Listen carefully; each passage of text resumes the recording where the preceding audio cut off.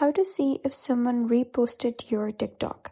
Hello guys and welcome back to the channel. In this video, I'm going to show you how you can see if someone reposted your TikTok. So let's get started. So there's not actually any way how you can know how a specific person has reposted your TikTok, but however, you can check how many people have reposted your TikTok. In order to check that, you're going to go to these three horizontal lines at the top right in your profile. And then you're going to click on TikTok Studio under Creation and Business Tools. Once you do so, you'll be redirected to the TikTok Studio.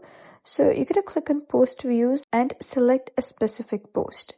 So once you have selected the specific post, you'll be able to see all the key metrics such as post views, profile views, likes, comments, shares, and the rewards. So you can see all of the people who have reposted over here. So you'll be able to see the percentage or exact number of people who have reposted your TikTok. So that is basically how you can see if someone reposted your TikToks. So if you found this guide helpful, give it a thumbs up and don't forget to subscribe for more helpful tutorials. I'll see you in the next video.